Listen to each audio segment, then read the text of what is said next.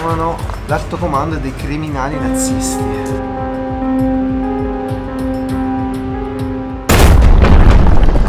Ciao ragazzi, bentornati e benvenuti sul canale. In questo nuovo video vi porto in un posto pazzesco. Vi porterò infatti in un posto che dà i brividi, in cui sono sicuro la maggior parte di voi non ha mai sentito parlare e non ha mai visto. Andremo nell'ultimo covo dei nazisti in Europa, dove si era trasferito l'alto comando tedesco e da lì comandava tutto il gruppo di armate del sud Europa. Un posto costruito sottoterra, interamente sotto la roccia, progettato per resistere a un lungo e prolungato bombardamento aereo. Vi porterò con me nei cunicoli di quel posto e come sempre ve ne racconterò la storia e gli aneddoti. Questo posto si trova in Veneto, in un paesino che si chiama Recoaro Terme, e per raggiungerlo passeremo dalla Vallarsa, una valle veramente aspra. In quella valle si è combattuto tantissimo e ve ne racconterò la storia, ma soprattutto passeremo sul passo Pian delle Fugazze, un passo mitico. Le pietre millenarie di quel passo portano su di sé tutto il carico delle urla di guerra, del sangue e delle lacrime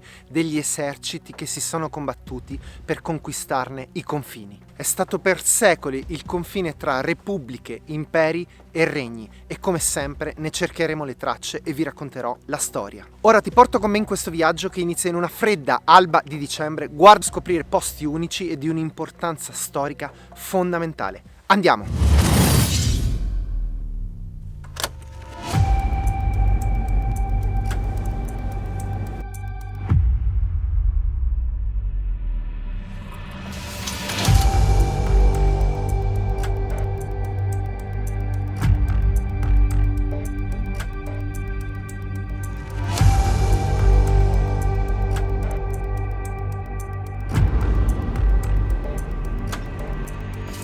Tempo da lupi, quella che sto facendo adesso è la stessa strada che porta sulle prime linee della guerra al Monte Zugna, della prima guerra mondiale, in cui ho fatto il video qualche settimana fa, in cui vi ho portato sulle trincee della prima linea. Direi che dopo questa nevicata lo scenario è perfetto per ripercorrere i percorsi di guerra.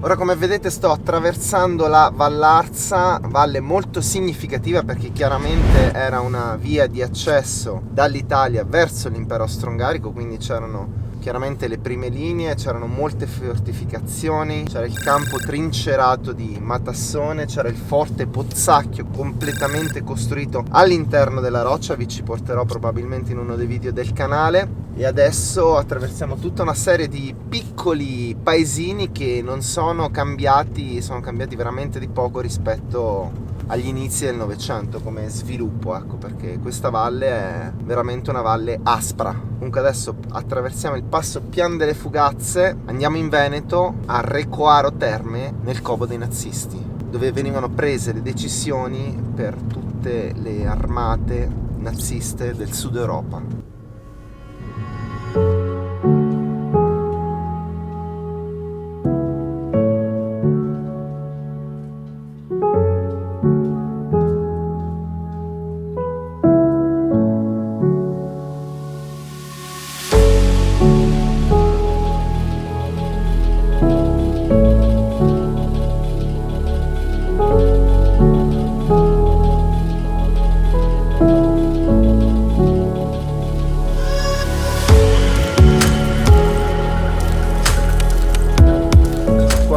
Cartello del passo Pian delle Fugazze, il posto è completamente immerso nella nebbia e pensate che quando si andava a combattere sul Pasubio si andava a combattere lassù, in quella montagna là piena di nebbia. Adesso vi porto a vedere dov'era proprio il confine. Pasubio, vi voglio ricordare, è una montagna inzuppata di sangue, è uno dei punti in cui si combatté di più durante la prima guerra mondiale. Ogni metro quadro è stato veramente inzuppato di sangue, le trincee erano vicinissime e soprattutto ci fu una guerra di mine, cioè era talmente impossibile effettuare un attacco frontale, quindi i due schieramenti, gli italiani e gli austro-ungarici, scavavano dei tunnel e dei controtunnel di mira e si fecero saltare in aria a vicenda, talmente che i corpi sono ancora su, seppelliti sotto i massi. Qua più avanti, continuando da questa strada sulla destra rispetto al passo, c'è l'ossario del Pasubio, dove sono stati raccolti tutti i corpi tirati giù dalla montagna, dove c'erano chiaramente i cimiteri lassù, perché quando qualcuno moriva non è che lo portavano a valle ma lo seppellivano direttamente in loco. E c'è anche il museo dei reperti che sono stati trovati sul Pasubio, appunto.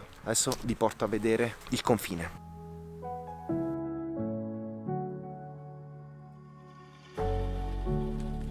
Ecco, sono proprio sul punto di confine. Oggi è chiaramente tra Veneto e Trentino Alto Adige. Fino al 1918 era tra Regno d'Italia da questa parte in qua, dove c'è adesso il Veneto, e qua Impero Austro-Ungarico. Qui per fortuna hanno lasciato le vecchie insegne come erano, quindi possiamo vedere esattamente dove passava. Qui esattamente la notte del 24 maggio 1915, quando noi iniziamo le ostilità con l'Austria-Ungheria, i soldati del primo battaglione dell'80° Reggimento Roma attraversano questo confine e rimuovono le insegne imperiali. Guardate qua, questo è un capitello originario, Regno d'Italia, provincia di Vicenza, distretto di Schio. Regno d'Italia, ragazzi, non stiamo parlando di 2000 secoli fa, ma stiamo parlando soltanto di 107 anni fa, ragazzi. Storia recentissima. Cosa ancora più incredibile, in mezzo a queste nebbie, lassù, esattamente in quel masso, c'è il vecchio confine, il confine ancora più vecchio tra Impero Austro-Ungarico e Repubblica di Venezia, inciso su un sasso da una parte il leone alato di San Marco, dall'altro le insegne imperiali, l'aquila bicefala dell'impero austro-ungarico. Qui la vecchia strada militare dove si andava sul Pasubio, alla strada delle 52 gallerie, e si andava a combattere. Scritto: io conosco bene i rurali d'Italia e so che essi sono sempre pronti a far zaino in spalla e cambiare la vanga col fucile. Pazzesco. Giudici dei nostri interessi, garanti del nostro avvenire, siamo noi, soltanto noi, esclusivamente noi, nessun altro. Ovviamente anche qui tutta roba fascistissima. Ecco qua, sono arrivato a Recoaro, il centro chiaramente pieno di alberghi perché è un centro termale.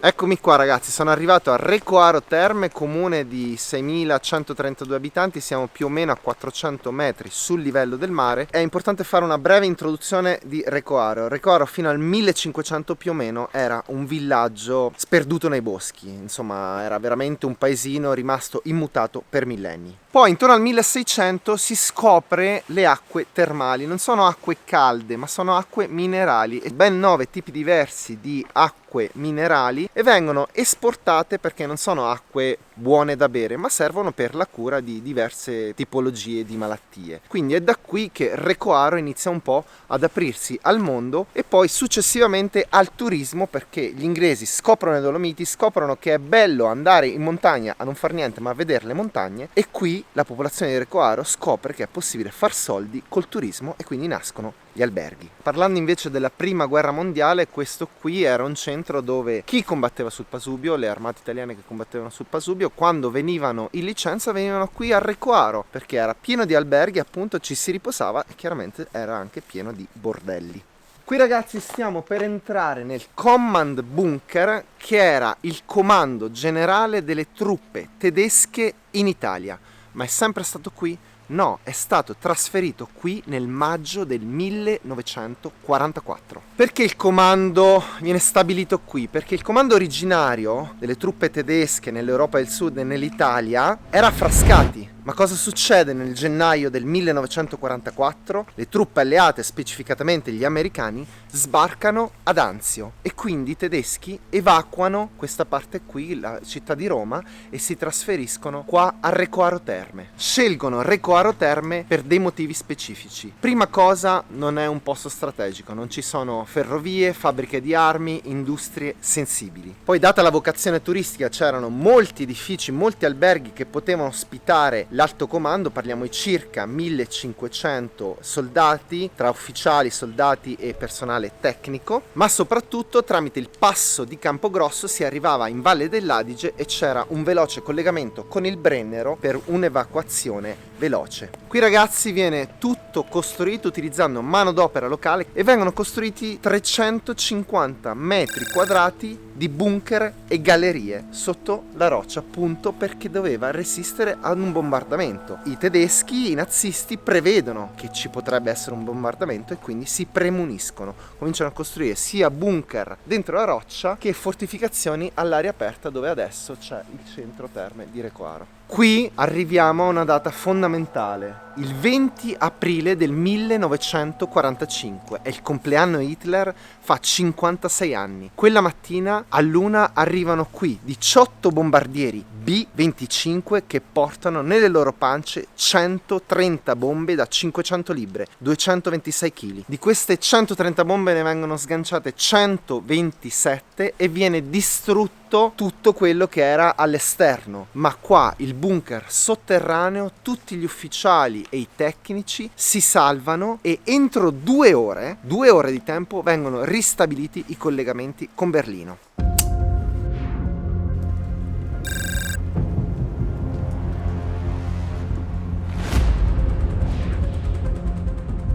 Questo qua è un paraschegge, chiaramente dall'altra parte simmetricamente ce n'era uno, era ovviamente fatto per evitare che se fuori c'era un'esplosione, l'esplosione chiaramente non fa la curva, quindi veniva una parte schermata qua e una parte schermata dall'altro, che poi è stato rimosso. Questo qua è il perno originale della porta blindata, ce n'erano altri 2, però sono stati rimossi nel dopoguerra.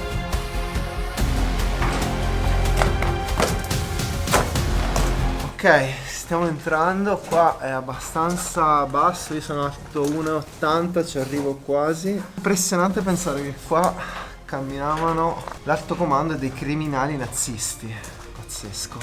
Chiaramente era tutto costruito per resistere, guardate qua davanti a me c'è una curva, sempre in funzione del fatto che se arrivava l'onda d'urto poi si fermava lì sul muro e poi c'è proprio la curva ad angolo retto. Qua ragazzi stiamo letteralmente camminando nella storia, questo è un posto unico, veramente l'ultimo covo dei nazisti in Europa. Vedete qua ragazzi che sono i mattoni, tra l'altro fa abbastanza impressione perché sono dei mattoni molto simili a quelli con cui sono state costruite le baracche ad Auschwitz.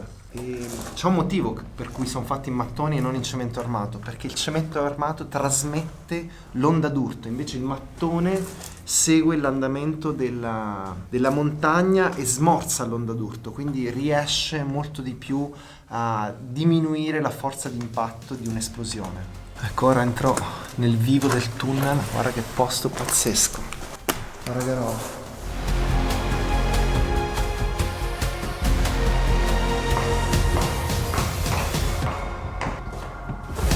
Come dimensioni ragazzi, questo bunker, che era quello principale dove c'era l'alto comando, poteva ospitare fino a 700 persone, parliamo di 60 metri di lunghezza, 3 metri e qualcosa di altezza e 4 metri e 20 di larghezza. Come dimensioni ragazzi parliamo probabilmente del più grande bunker tedesco in Italia, forse il secondo perché magari il primo è quello di Sorate, però non si capisce bene quanto è stato costruito dai tedeschi, comunque se non è il primo è il secondo, ma comunque uno dei bunker più grandi in Italia, rimasto completamente intatto. Questo è chiaramente dove siamo noi, qua c'era l'ingresso, qua ci sono le uscite e qua c'è il centro di Recoaro. Qui a Recoaro c'è la più alta concentrazione di bunker rispetto alla superficie in Italia. Solo qua a Recoaro ci sono ben 25 bunker. Gran parte di questi bunker sono dotati di una o due entrate e uscite, si usavano in entrambi i sensi, tranne questo che dove ci troviamo oggi, che è quello di comando. Per dare un ulteriore livello di sicurezza questo bunker è dotato di 3 entrate e uscite. Allora, il bunker chiaramente come si vede oggi è tutto libero, ma in realtà qua è stata fatta una ricostruzione ovviamente di come era, perché qui c'erano 13 uffici lungo questi segni che sono rimasti, chiaramente c'erano dei muri e degli uffici. Erano tutti accessibili al corridoio centrale tranne uno. Questo qua era il corridoio e qua è lo scalino sopravanzato dove c'era la porta, finché non arriviamo appunto qua dove la porta non c'è, bisognava per forza passare da quell'ufficio lì ed entrare da lì. superando una guardia armata. E il motivo qual era? Perché in quest'ufficio qua c'erano i documenti più sensibili e più importanti di tutto il settore sud europeo della Wehrmacht. All'interno di questa stanza, proprio in questa stanza dove mi trovo adesso, c'era sicuramente la macchina Enigma, quella che veniva utilizzata dai tedeschi per crittografare le loro comunicazioni. Aveva 5 rotori. Sicuramente poi c'era anche la macchina di Lorenz, una versione più avanzata di Enigma che ne aveva 12 di rotori. Entrambe furono violate da Turing. Non so se avete mai visto il film The Imitation Game, ma poi alla fine del film c'è appunto un dilemma etico, perché una volta che hai violato uno strumento di crittografia delle comunicazioni, se i tedeschi lo scoprono se ne inventano un altro e cambiano la chiave per decifrare i messaggi. Quindi tu hai scoperto questo metodo, però devi decidere quali comunicazioni, in quali eventi intervenire e in quali no, perché se i tedeschi si accorgono che tu leggi i suoi messaggi cambiano la chiave di comunicazione. Quindi è un vantaggio che non puoi sfruttare al 100% e pone appunto il dilemma etico di dove intervenire, quali stragi evitare. È una cosa molto molto complicata. Questo era Kesselring, il Feldmaresciallo, era il comandante in capo di tutte le truppe nello scacchiere del sud del Mediterraneo, collaborò anche con Rommel, la Volpe del deserto, e qua erano i telefoni che utilizzavano per le comunicazioni. È scritto attenzione banditi, è riferito ai partigiani che venivano considerati banditi. Qua addirittura abbiamo una foto fatta durante il bombardamento del 20 aprile 1945, è chiaramente uno dei bombardieri che montava delle macchine fotografiche in quota. Questo è l'albergo Lelia, dove stavano i tedeschi normalmente. Se non c'erano bombardamenti, se non c'erano pericoli, chiaramente non se ne stavano rintanati qua in queste cantine, ma se ne stavano comodamente all'interno dell'albergo. Quando è che utilizzavano il bunker? In caso chiaramente di bombardamento o di pericolo, quindi era ovviamente un rifugio, non era un posto in cui stazionavano regolarmente. Qua il giro che fecero gli aerei, partirono a Rimini, in linea diretta, soprattiene, virano, assumono formazione a battaglia, pronti per il bombardamento sopra Recoaro Terme. È il rapporto di fine missione americano con le 3 zone designate per il bombardamento. Ogni pallino indica la caduta di una bomba. Anche curiosa la precisione e l'efficacia, 99%-100%, ci indica che è stato un bombardamento chirurgico. Questo qui invece è l'albergo, abbiamo visto prima, dopo il bombardamento. Qua c'è un nome, Segret Leo, 6 febbraio del 45. Hanno Nel dopoguerra hanno anche tanto tentato di cancellarlo quel 5 lì per nascondere quello che è successo qua dentro. Tanto per farvi capire quali personaggi di altissimo calibro c'erano qua dentro, perché poi il bombardamento c'è stato il venerdì e il 20 aprile, già il sabato seguente, la sera, loro si riuniscono per poi decidere la domenica la resa delle truppe tedesche in Italia, che è stata poi la prima resa in Europa. Qui dentro c'erano Wittinghoff, c'era Wolf che era il comandante delle SS in Italia, c'era Hofer il governatore del Tirolo e c'era Rahn che era invece l'ambasciatore tedesco in Italia. In particolare Wolf ha una storia molto curiosa. Wolf, pur essendo il capo delle SS in Italia, non viene processato a Norimberga, non fa nemmeno un giorno di processo, perché chiaramente lui inizia a negoziare la resa con Allen Dulles, era il capo dell'OSS, Office for Strategic Services, cioè era l'apparato precursore della CIA, quindi fa semplicemente una settimana in carcere, poi viene di nuovo accusato negli anni 60 per la deportazione di 300.000 ebrei nel campo di concentramento di Treblinka, si fa 5 anni di carcere e poi viene scarcerato per motivi di salute. E questo criminale qui muore nel 1984 nella Germania dell'Ovest. Questa qui, ragazzi, è la parte sud di questa enorme galleria. Qui venne fatta la riunione per decidere la resa e viene chiamata zona di ammassamento. Perché ammassamento? Perché chiaramente i soldati, noi siamo sottoterra, erano qui sopra con delle tende, però in caso di bombardamento venivano fatti entrare da quella galleria laggiù. I tedeschi avevano calcolato ovviamente che per ogni metro quadro ci potevano stare almeno 2 soldati, e quindi solo qua, solo in questa parte della galleria che inizia appunto da dove finivano gli uffici a lì, ci stavano almeno 250 soldati. Ora ragazzi esco dal secondo tunnel, guarda che roba qua, pazzesco, e si esce ancora da qua. Sto veramente calcando dentro la storia, mette un po' i brividi pensare che qua sono state fatte delle decisioni incredibili da dei criminali fondamentalmente. E qua c'è l'uscita.